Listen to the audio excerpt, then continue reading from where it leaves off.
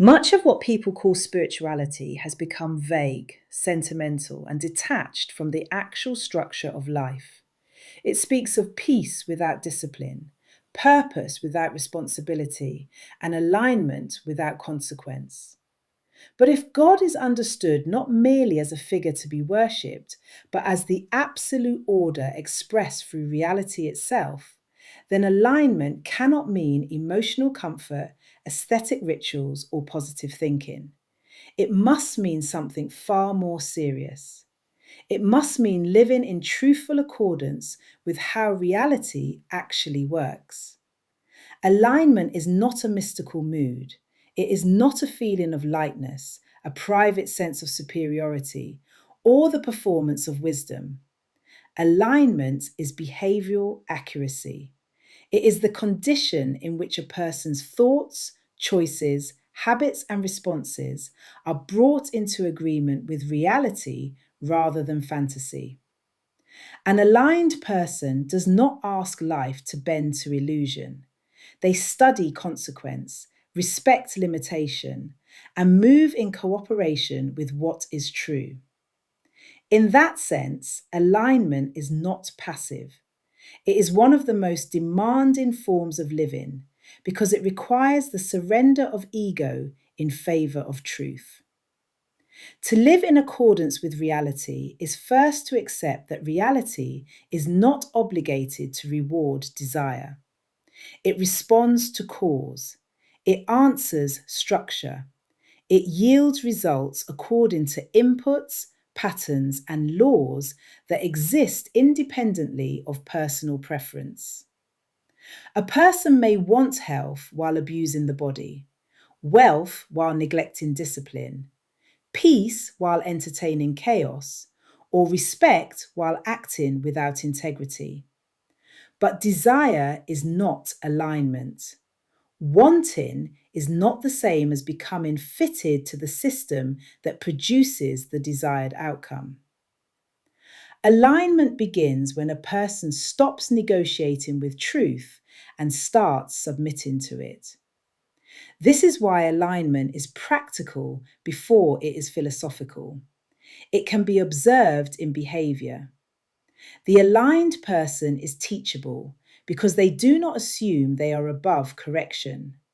They tell the truth about what is happening, especially when the truth is inconvenient. They do not confuse excuses with reasons.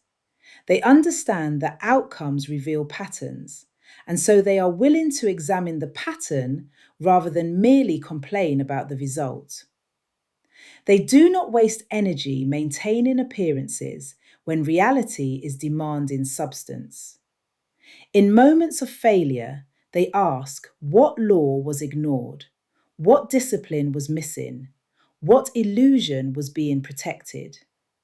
In moments of success, they do not become arrogant because they understand that success is not proof of superiority, but evidence of temporary cooperation with the right principles.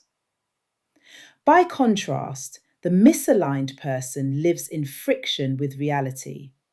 They may speak in the language of ambition, faith, or destiny, but their behavior reveals disorder. They want the fruit without the root. They resist feedback because feedback threatens identity. They interpret consequence as persecution instead of information.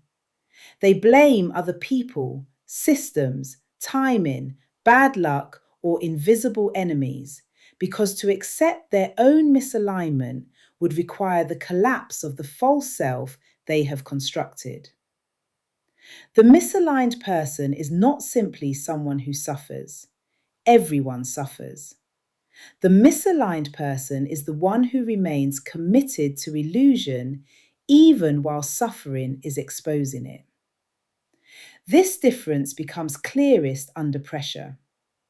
Pressure does not create character, it reveals structure. When life tightens, aligned and misaligned people separate quickly. The aligned person does not become stable under pressure because they are naturally calm, emotionally numb, or unusually fortunate. They remain stable because they have already made peace with certain truths before the crisis arrives. They know that discomfort is not always danger. They know that panic does not improve judgment. They know that consequence must be faced, not escaped. They know that reality does not become kinder because they are distressed.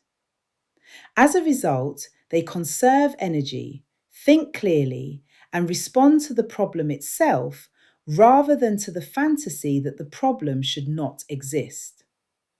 Stability under pressure is therefore not magic. It is the fruit of prior alignment. A person who has trained themselves to face truth in small things is better prepared to face it in large ones. A person who has learned discipline in ordinary life is not completely dismantled when extraordinary demands appear. A person who does not build identity on appearance is harder to break when public image, status, or comfort is threatened. Pressure destroys people most completely where they were already dependent on illusion.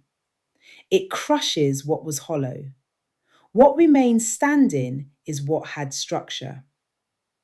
This is also why some people appear calm while others fall apart.